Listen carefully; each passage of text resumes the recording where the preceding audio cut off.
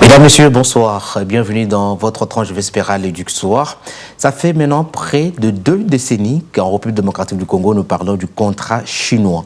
Les contrats connus de tous, mais méconnus aussi de tous. Pourquoi le peuple congolais ne connaît pas vraiment les méandres de ces contrats? Est-ce une responsabilité de l'exécutif national qui n'a pas assez vulgarisé le contrat chinois? On parle maintenant du deuxième palier du contrat chinois. Est-ce que c'est connu par le grand public? Est-ce que la représentation nationale, nous parlons de l'Assemblée nationale, en a assez d'informations sur ces contrats? Nous allons comprendre et savoir ce que c'est le contrat le plus connu de la République démocratique du Congo avec d'autres pays, la Chine qui est un pays ami. C'est un chercheur, journaliste et son État qui s'est penché sur cette question. Nous allons recevoir pour vous sur ces plateaux un journaliste qui s'est donné pour vulgariser à son niveau, permettre à ce que les contrats soient connus, les bénéfices de ces contrats chinois soient connus par la population congolaise, parce que lui, comme journaliste, a pour mission de traiter, aussi diffuser, pourquoi pas aussi collecter ces données qui nous viennent par plusieurs sources. Éduc-Soir, c'est parti. Nous allons prendre cette virgule, question de permettre à notre invité de s'installer, et nous allons lancer la partie pour recevoir notre invité. Un pas de plus avec vous. Un pas pour vous servir mieux qu'avant. Cette structure a pour objectif de soutenir les femmes et d'encadrer la jeunesse congolaise dans son ensemble. Éduc TV est sur Canal+. Tous nos programmes désormais en mieux, en clair et en direct sur le canal 356, 24 heures sur 24. Toutes nos équipes sont mobilisées. Éduc TV, une image, 1000 leçons. L'éducation est une affaire de tous. L'éducation, c'est la formation d'un homme. Un homme est éduqué quand il est bien formé. La formation et l'instruction, une préoccupation pour le ministère de l'Éducation nationale. Nous allons mettre en place un ensemble d'actions et de mesures pour agir sur la qualité de notre système éducatif. Il faut une qualité assurée. Il aurait fallu que, à chaque année, qu'on fasse une forme de mise à jour de la matière. Il vous faut Éduc TV, première chaîne thématique de l'éducation en Afrique centrale.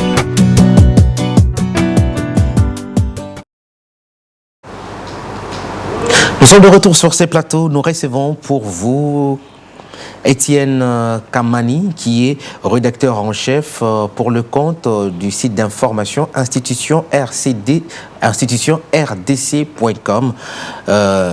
Étienne Kamani, bonsoir. Bonsoir. Vous allez bien? Très bien. Comment se porte la rédaction institution rdc.com?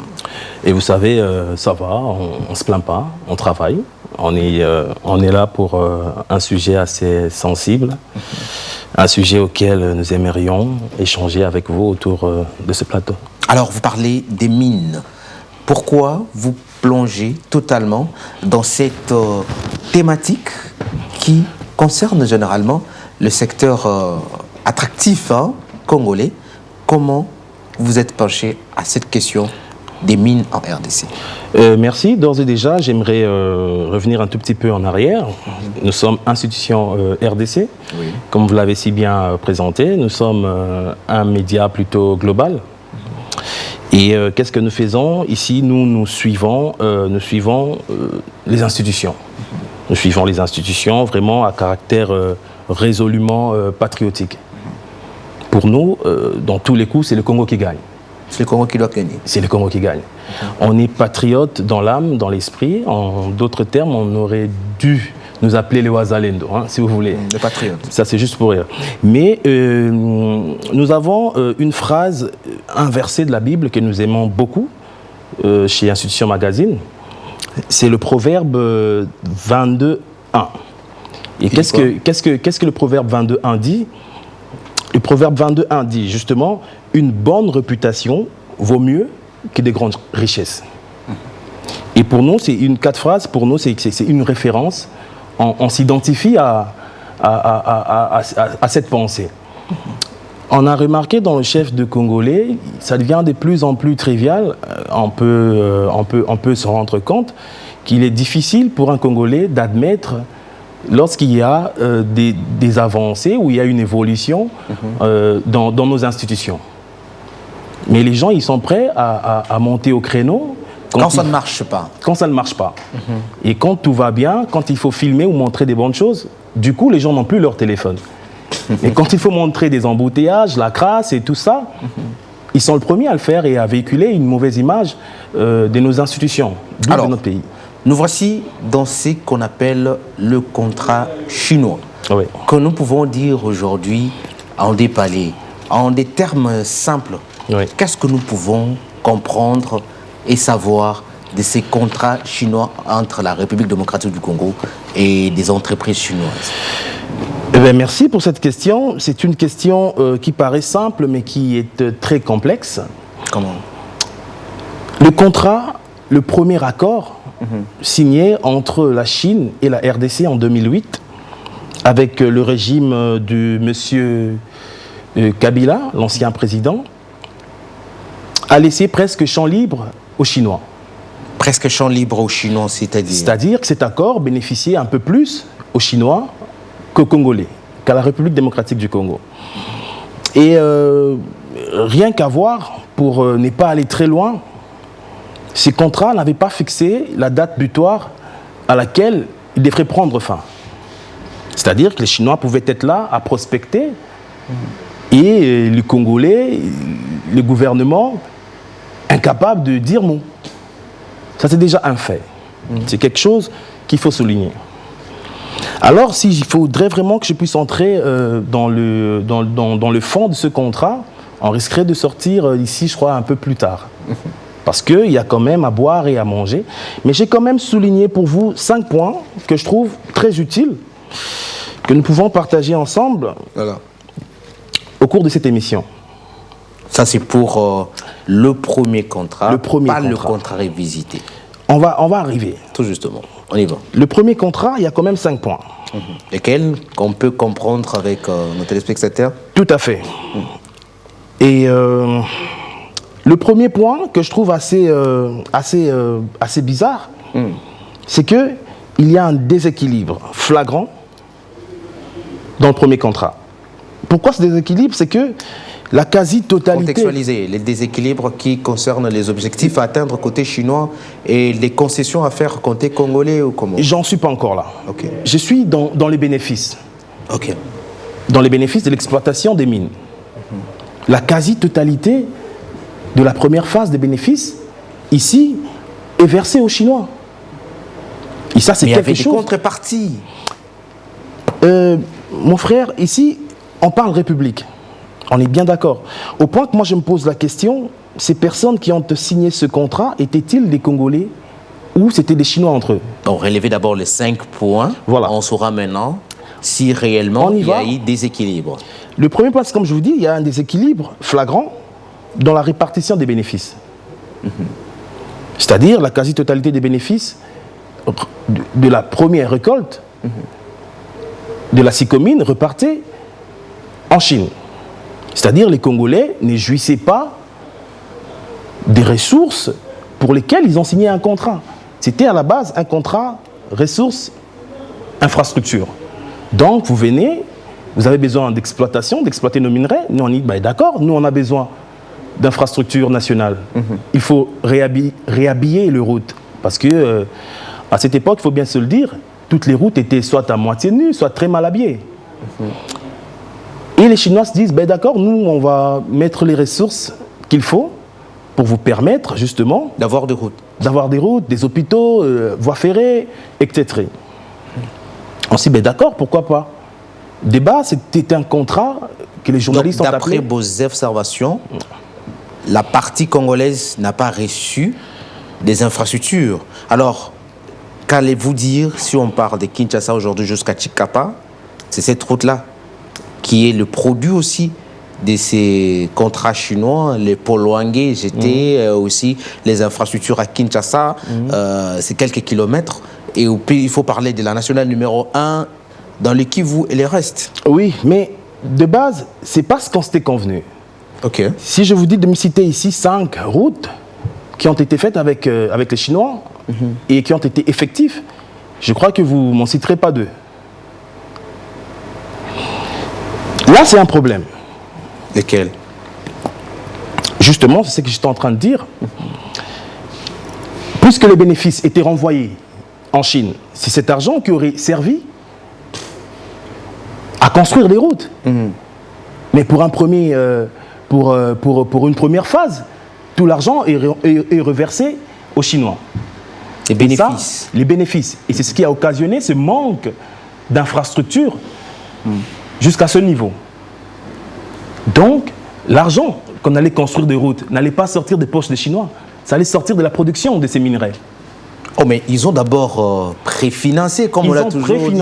Ils ont préfinancé et après, on verra si ils ont réellement suivi les travaux et en contrepartie, on leur laisse des permis, des recherches, continuer à exploiter ou commencer à exploiter. Parce que à chaque carré minier, ça ne dit pas que vous aurez autant de prévisions comme annoncé dans les données. Mais il y a eu une étude de faisabilité. C'est ça.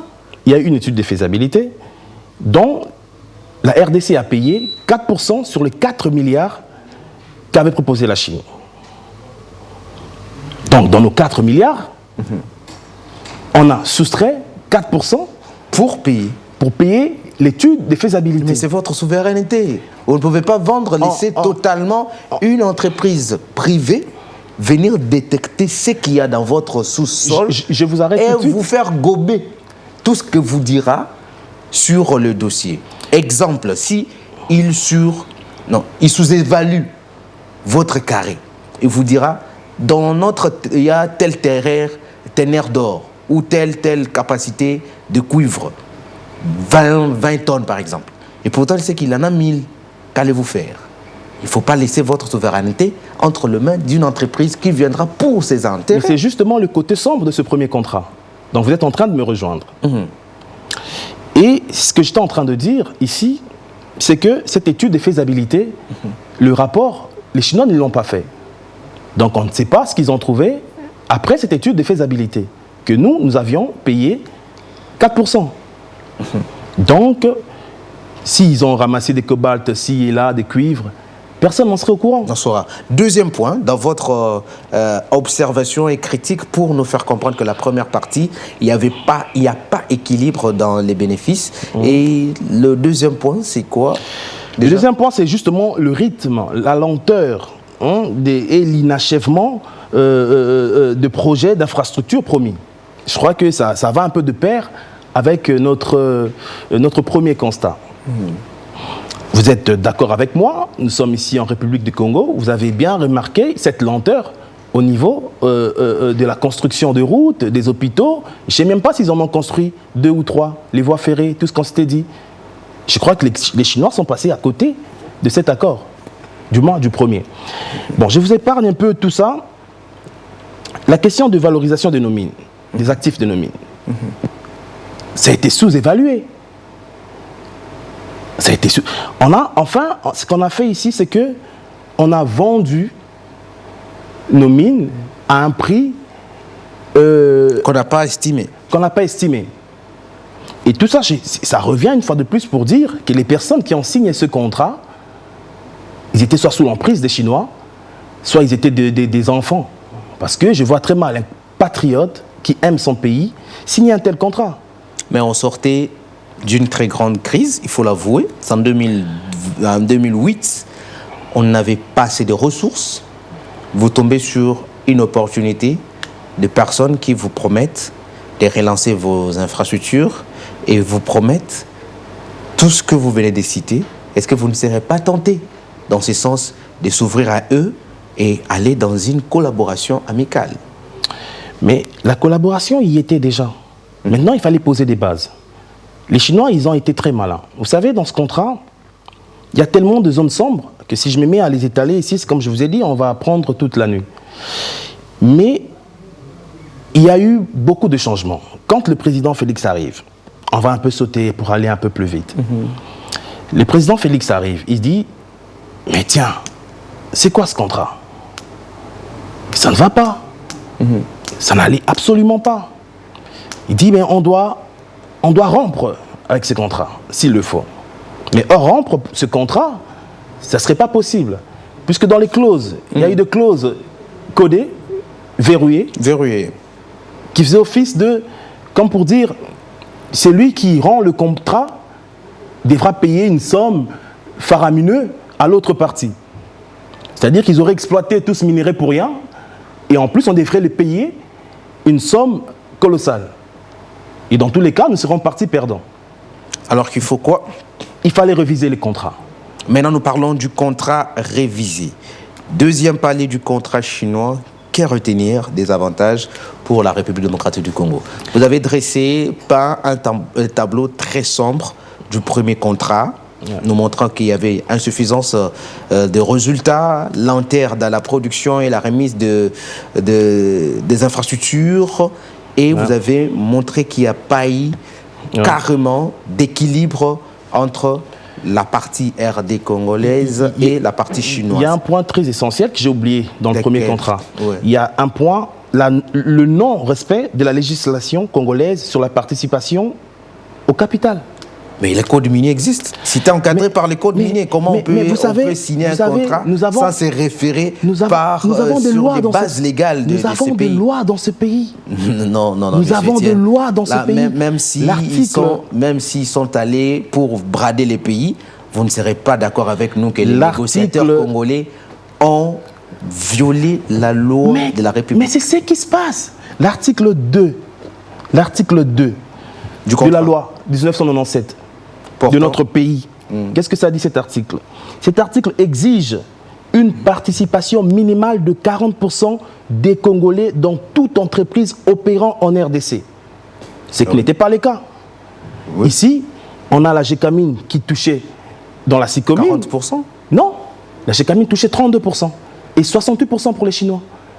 Là, on a marché sur les lois de la République. Ça, c'est en termes des partenaires, des propriétaires.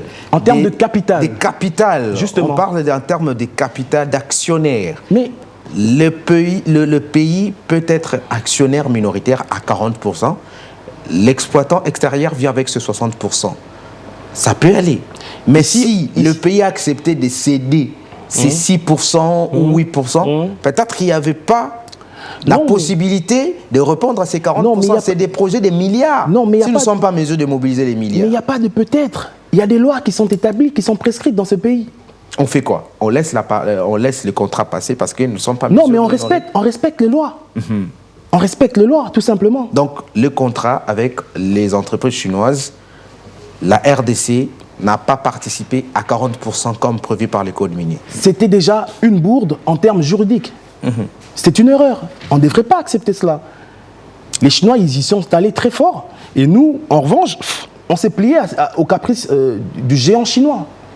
Mais quand vous avez le poisson dans l'eau et que vous ne savez pas le pêcher, vous n'avez pas des fils pour récupérer les poissons, qu'allez-vous faire? Et quelqu'un qui vous amène les filets pour pêcher, qu'allez-vous faire? Mais du moins, on doit être sage afin de négocier. Alors, le deuxième contrat, qu'est-ce qui a changé du premier contrat au deuxième? Quelles peuvent être les infrastructures listées, localisables? Parce que nous avons vu la récente communication partie congolaise voulant dire que on a prévu de construire 7 km pour les boulevards triomphales et on n'a construit que 2 pour autant de milliards décaissés, autant pour le Bumbashi, autant et autres. Qu'est-ce qui est prévu, délocalisable, qu'on peut se dire, écoutez, avec le président Tshisekedi, nous avons révisité les contrats chinois. C'était à autant de milliards. Ouais. Nous avons atteint autant de milliards. Et voici les bénéfices de la partie congolaise. Très bien. Si ça peut être le cas pour les restes, hein, en tout cas, des Très bien. ces contrats. Déjà, le président demande à ce qu'on puisse réviser le contrat, puisqu'il n'y avait pas moyen de le rompre. Ce qui est fait. Ce qui est fait. Mais il y a des bruits qui circulent. C'est un sujet qui brûle toutes les lèvres, toutes les langues. C'est normal, c'est des questions de milliards. Bayibi, 30 millions. C'est question de Je milliards. crois que vous et moi Oui. avions entendu cela. Oui. Mais je vais vous expliquer les 30 millions. D'où proviennent les 30 millions qui se crient que Bayibi 30 millions. On doit réviser le contrat. On est d'accord? Il faut réviser le contrat. Il faut faire appel à une expertise, Et ça soit va nous coûter 30 millions. internationale, Et ce sont nos soit Congolais qui ont exigé. locale. Laissez-moi, je vais en venir. Sur le cas de figure, s'il faut faire appel à une expertise internationale, c'est 30% du budget renégocié. C'est-à-dire, puisqu'on est passé de 4 milliards à 7 milliards, les 3 milliards de surplus devraient faire office du montant Donc vous parlez des 400 gagné de millions. plus. Non, mais s'il faudrait Alors, prendre 30% C'est au-delà. de 3 milliards, ça nous aurait fait perdre 900 millions. Ça, quand il faut faire appel à une expertise internationale. Donc, on peut Un dire cabinet que c'est étranger. l'expertise, quelle que soit nationale ou internationale, c'est toujours l'expertise. Voilà Nous ne maintenant- devons pas réduire l'expert congolais à juste au patriotisme parce qu'il s'agit d'un Congolais que quand on recourt pour les mêmes services, pour les mêmes compétences à des services étrangers, vous allez exiger ou respecter ce qui est dit par la loi. Non, mais c'est même pas ce que moi j'ai dit. Hein. Je donne juste un exemple. Non, non, parce que vous voulez défendre le fait que, parce que ce sont des Congolais, ils ont accepté 30 millions. 30 millions qui représentent 1%. 1%. 10%. Qui représente 1%, je dis bien 1%, et une prime à la signature inclus dans ces 1%. Mais mes frères, mon frère, soyons sérieux. Mais ce sont des experts congolais qui sont payés pour C'est une expertise le besoin. locale. C'était Mais non. des internes. Là, vous parlez des experts de l'inspection Il y générale. avait toute des une finances. équipe de 30 personnes qui ont travaillé pendant une année. Ils auraient pu dire, ben d'accord, nous, Monsieur le Président, faites appel à l'expertise internationale. Et ça aurait coûté au pays 900 millions. Mais parce qu'on devait gagner plus que 900 millions, ça valait la peine. Mais on devrait gagner plus Ça que 900 valait la peine. Et qu'est-ce qui dit même qu'on allait gagner les 3 milliards de plus si un cabinet étranger négociait, revisait le contrat chinois? On allait gagner. Il n'y a, Parce que mais il y a on rien savait qui le que certifie. Il y avait des clauses, il y avait des pièges chinois qu'on pouvait contourner par des experts étrangers qui Et le nôtre, qui le nôtre comprennent bien la en matière. fait mieux. Ils ont Nos fait mieux. experts en fait mieux. Nous en sommes à combien maintenant? Nous en sommes à 7 milliards. Et ils n'ont eu que 1% sur le 7 milliards. Et sur les 3 milliards qu'ils ont glané C'est de des plus. enfants des cœurs qui sont venus juste Non. par patriotisme. Juste des patriotes. Oh, C'était des patriotes, On des parle de personnes, business. des hommes On parle de valeureux, business. des hommes valeureux. on parle de business. Des personnes et qui aiment leur le pays. secteur le plus sensible de la RDC, c'est le secteur minier. Mais moi, je pense Et au vous lieu, pensez au lieu de que- leur lancer des pierres, Ok. on devrait leur féliciter. Ils ont abattu un travail, vous savez, pour réviser un contrat de plus de 15 ans avec des Chinois qui se sont ancrés, qui, comme des sangsues, nous ont vidé de notre sang, de nos sangs. Ce n'était pas une messe facile à faire. D'où Le on peut président réclamer de la République, 30%, 30 millions de jetons de présence. Ça vous arrange? 30 millions, Des jetons de présence. Pour un pays ça... pauvre comme la RDC. Mais vous savez, un travail, c'est un travail, mon frère. Je parie que tu travailles ici, c'est pas pour de broutilles. C'est un travail qui mérite salaire. Ça, on ne peut pas changer ça. C'est la loi de la nature. Tout travail mérite salaire. Et surtout qu'ici, c'est le moindre mal. On aurait perdu 900 millions à côté de 30 millions. Mais je crois qu'il faudrait il ne faudrait pas être un grand mathématicien pour voir l'écart qu'il y a entre 900 millions et 30 millions. Combien on fait gagner au pays? On fait 7 gagner au milliards. pays 870 millions. fait gagner au pays 870 millions. Là, c'était dans les négociations, Voilà. ou dans les coulisses du contrat. Et ils ont réclamé quand même. Hein. Ils ont réclamé ces 30 millions de dollars américains. Là, ils sont par des dollars américains, non des francs congolais. Voilà, maintenant, ce qui a changé du premier au deuxième contrat. Oui. Donc, je voulais quand même rappeler ça parce que les gens interprètent très mal et accusent à tort nos institutions. Non, c'est un document qui est sorti à la place publique. Nous avons tout le document. On ne sait pas à quoi servent ces 30 millions. C'est comme Maintenant, ça. vous venez de nous éclaircir qu'à la place des 80, c'était 900 millions. Ils ont gagné, ils ont fait bénéficier à la RDC. Non, les experts ont fait un j'ai grand dit ceci. travail. Les experts ont fait un grand travail. On aurait perdu 900 millions en invitant une expertise internationale. C'est-à-dire qu'ils allaient prendre le 30% de 3 milliards qu'on a gagné de plus sur le contrat. Je vais vous raconter une petite histoire. Pour le cas d'Emmanuel Macron, le président français, il a fait appel à un cabinet McKinsey. Je ne sais pas si vous connaissez. C'était pour l'affaire de la gestion de Covid. McKinsey a fait gagner à l'État français 329 millions et a réclamé 18 millions pour le travail effectué, soit 18%. C'est un marché réglementé qui est connu de tous. Tout à fait. Et peut-être là où vous ne comprenez pas votre péché, c'est vous avez juste donné des forfaitaires à la place d'honorer le travail dûment rendu à la nation par ces ouvriers qui méritaient aussi leur salaire. Vous parlez de quoi exactement? Je parle de ces jetons de présence que vous voulez que ça soit seulement à 30 millions qu'à place de 900 millions de dollars américains parce que c'était des Congolais qui ont travaillé sur ces dossiers. Alors, vous n'êtes pas d'accord? Parce qu'il y a une loi à respecter. Et que dit la loi? Pourquoi n'avoir pas respecté qu'il faudrait, vous venez de le dire, qu'il faudrait 30%. 30% quand il faut faire appel à une expertise internationale. Alors quand c'est l'interne, mais ce n'est pas limité. Mais ils ont accepté 1%. Mais je crois qu'on devait les applaudir. Donc l'argent n'était pas détourné, c'était leur... Le travail rendu, ils ont été payés pour le travail qu'ils ont abattu pendant une année avec des Chinois tenaces. Et là, les cas français, ils ont exigé 12 millions. 18 millions, soit 18%. 18 pour à peine 300 millions gagnés à la France. Maintenant, le contrat avec le Chinois.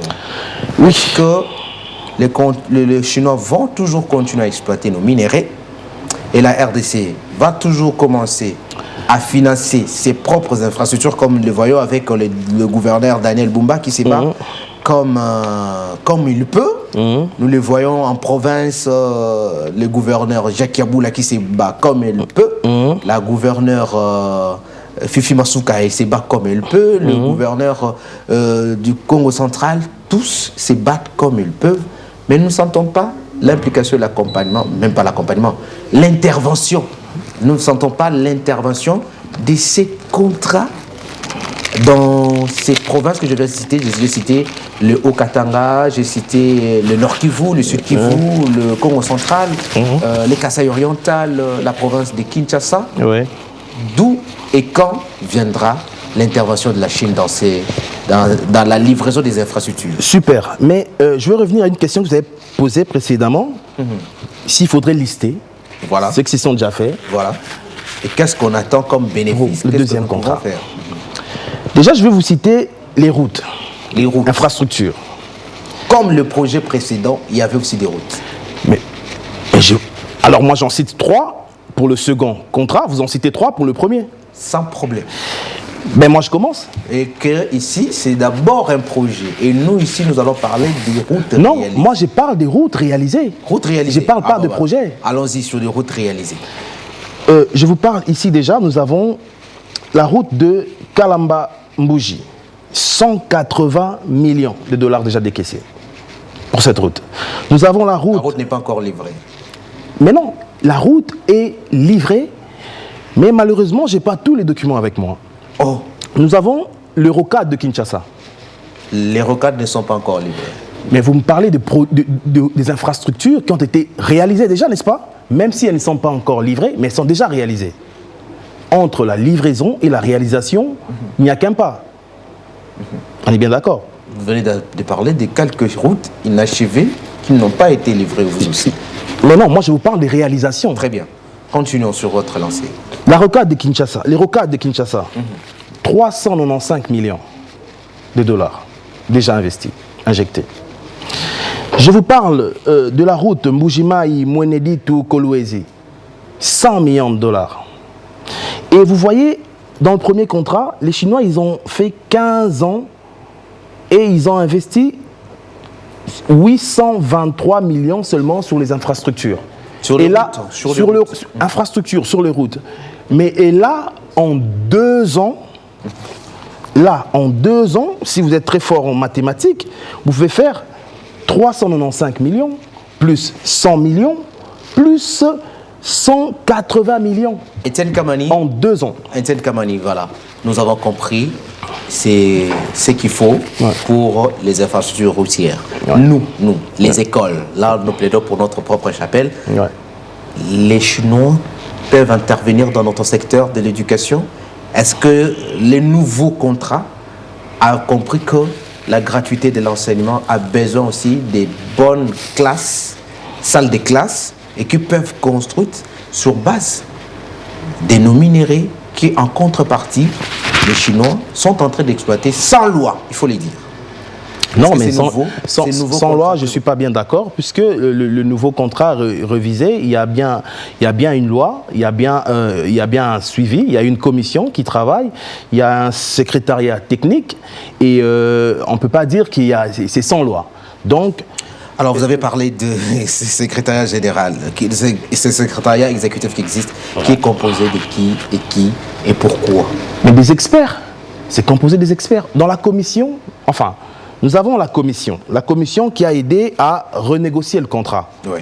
Et dans la commission, c'est subdivisé en 2 groupes.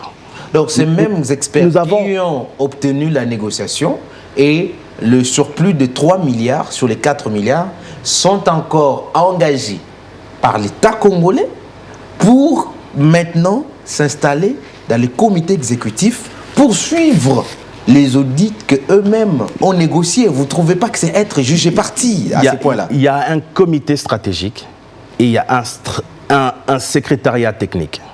Il faut bien faire la part des choses. Le comité stratégique, qui est bien entendu constitué des politiciens, hein, des hommes forts, des poids lourds. Et ce secrétariat technique est constitué des techniciens, pris ici et là dans des ministères et des personnes qui ont fait leurs preuves pour que nous en arrivions où nous en sommes aujourd'hui. Et il y a autre chose que vous devrez savoir. Dans le second contrat, tout est bien rectifié. Il y a une très petite marge de manœuvre qu'on a laissée aux Chinois. C'est plus comme avant, où ils pouvaient tout faire sans que l'État congolais ne dise un mot. Et là, les Chinois, ils sont un tout petit peu pris dans le piège. Vous savez, avant de revoir le deuxième accord, disons le deuxième contrat, les Chinois voulaient à ce qu'ils puissent ajouter au gouvernement congolais un surplus de 325 millions afin de poursuivre ce qu'ils faisaient déjà depuis longtemps, depuis toujours, depuis plus de 15 ans. En retour, c'est qu'on nous posons. Parce que depuis, à un moment, Kinshasa, 2010, il faut partir de l'histoire la plus récente de notre pays, Kinshasa, parce que c'est là où même ailleurs, il y a eu vraiment des chantiers, on a vu les Chinois à l'œuvre, on croyait qu'ils étaient venus que pour les routes. Mais après, ces Chinois se sont retirés des grandes villes. Ils préfèrent maintenant nos villages et nos territoires pour exploiter les minéraux et voire même ils exploitent les bois, il faut le dire, parce qu'ici nous parlons du contrat chinois, c'est un contrat basé sur les minéraux. Ils exploitent l'eau de la RDC, ils exploitent même la terre. Les Chinois ramènent en Chine nos terres à l'état brut pour les ramener en Chine. Et maintenant, qu'est-ce que nous pouvons même la pêche, vous disiez. comprendre de ce que les Chinois doivent faire de ces deuxièmes contrats. Ils doivent rentrer à Kinshasa comme ils sont en train de faire des rocades. Ils doivent aller avec 6 communes que la RDC retrouve ses 40% des parts, ou il faut juste les laisser sur les bonnes bases qu'ils avaient établies dès le départ, parce que nous avons déjà nos 3 milliards. Alors, monsieur le Chinois, faites tout ce que vous voulez.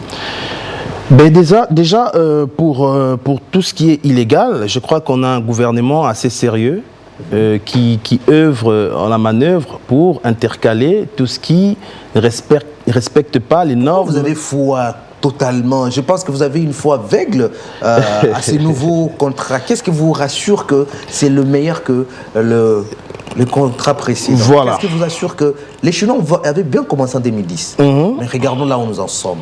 Comment le faire sortir de nos mines? Comment le faire sortir dans l'océan congolais, dans nos fleuves? Ils pêchent. Les Chinois commencent à pêcher, commencent à vendre même les piments. Les poissons et les piments. Pourquoi vous avez foi à ces nouveaux contrats? Bon, moi, je dis ce que je suis en train de dire. Les allégations, s'il faut le dire, des pêches illégales des Chinois, si seulement elles sont avérées, je crois que c'est une violation de notre souveraineté. Ah bon, jusqu'à ce point? Mais tout à fait. C'est une violation si ça s'avère seulement que c'est vrai comme vous le dites. Et que le gouvernement prendra toutes les dispositions nécessaires pour y remédier. Et pour le second contrat, ce qui a changé, j'étais en train de vous le dire avant que vous ne puissiez surenchaîner avec une autre question. Déjà, le montant, on est passé de 4 à 7 milliards. Ça, c'est une évidence. Tout le monde le sait. Avec 7 milliards, on a un peu plus de moyens de construire des routes, d'écoles, comme vous disiez tantôt, pour ce qui concerne les écoles, les hôpitaux, voies ferrées, tout ce qu'on s'était dit dans le premier contrat, mais qui n'a pas été respecté. Parce qu'en principe, le premier contrat n'était qu'un leurre, n'était qu'une façade, n'était que, en principe, c'était une vaste blague. Oh, jusqu'à ce point. Parce que rien, alors absolument rien, n'a été respecté. Le deuxième contrat, en dépit du fait que nous avons déjà 7 milliards, la RDC a quand même récupéré des parts dans ces communes, disons dans le barrage de ces communes, qui est maintenant à 40%. Vous savez, avant, on avait combien? Donc, la loi a été réparée. On avait combien avant dans le premier contrat? On avait 7%. Et il y a même un Congolais qu'on ne connaît pas, qu'on appelle Coman, dans le premier contrat, qui avait 15% dans ce barrage. Ce Coman n'est pas connu. Il est qui? Ah, mais je ne le connais pas. J'ai essayé de mener les enquêtes, mais personne ne connaît Coman. Et la SNEL avait 3%. Et les Chinois avaient tout le reste. Et maintenant, c'est à 2 parts. Les Chinois, ils ont 60%. Ils ont les GEC, le groupe d'entreprises chinoises. Et c'était pas dans leur mission. Les Congolais, ils ont 40% maintenant. Investir dans le secteur de l'énergie. Mais non. Pourquoi dans ces contrats, pourquoi ne pas les ramener carrément dans leur propre contrat initial, que accepter les bavures qu'ils ont commis en étant très malins que nos négociants? La commission, la nouvelle commission, celle qui est en charge de renégocier avec les Chinois, ils ont fait un toilettage. Ils ont essayé de réparer les erreurs, les bourdes qu'il y avait dans le premier contrat. Donc toutes ces questions ont été revisées dans le second contrat. Et je crois qu'avec les temps qui filent, nous allons voir des répercussions ci et là. Je vous ai cité quelques exemples de routes qui ont été construites en 2 ans, avec une valeur estimée à plus de 720 quelques millions de dollars, pendant que dans le précédent contrat, les Chinois, ils ont fait 15 ans pour des infrastructures seulement de 820 millions de dollars. Alors en termes de propositions, parce que nous sommes partis de votre observation et que vous êtes journaliste chevronné dans ce secteur que vous suivez de près, cette thématique très glissante, vous allez proposer quoi au gouvernement congolais et au peuple congolais? Parce que c'est un contrat qui concerne toute la nation congolaise. Et ce serait la fin de notre émission. Déjà, je vais dire, avant d'attaquer cette question, j'aimerais dire quelque chose pour nos amis journalistes qui sont en train, en fait, de relayer ou de véhiculer des fausses informations quant à cette situation. Il y a ce qu'on appelle le fact-checking en journalisme, où un journaliste devrait être nécessairement obligé de vérifier la véracité et l'authenticité d'une information, à l'épuiser dans les sources. Et c'est ce que nous, on ne remarque pas en tout cas. Chez nous. J'ai suivi dans pas mal de médias. C'est pas pour rien que je suis monté au créneau pour venir un tout petit peu rectifier les tirs. Mais c'est normal quand on tombe sur un document officiel, un journaliste qui réclame 30 millions de jetons de présence. Pour un travail. On a parlé des jetons de présence. On n'a pas parlé des honoraires de ces experts après le travail. Le document est clair. D'où le travail du journaliste de mener son investigation. Mais jetons de présence, c'est connu parce que vous avez participé à des négociations, parce que vous avez participé à une réunion, parce que vous avez participé à une activité. On dit, écoutez, vous étiez au nombre de 15 jetons de présence. Il y a peut-être 20 francs chacun. Vous venez et vous récupérez. Alors, parce qu'ils n'ont pas reçu les jetons de présence, les montants alloués à leurs jetons de présence, est-ce que ça ne devait pas être réglé? Mais qui se plaint? Par patriotisme. Mais qui se plaint? Les documents relançaient le besoin d'être honoré en termes de ces jetons de présence. Moi, je pense que le vrai problème n'est pas à ce niveau. Le vrai problème n'est pas à ce niveau. Je crois que j'ai été assez large, concis, quant à cette somme de 30 millions. Très bien. Et on ne va pas y revenir. Mais moi, je m'adresse encore une fois aux journalistes. De mener des investigations.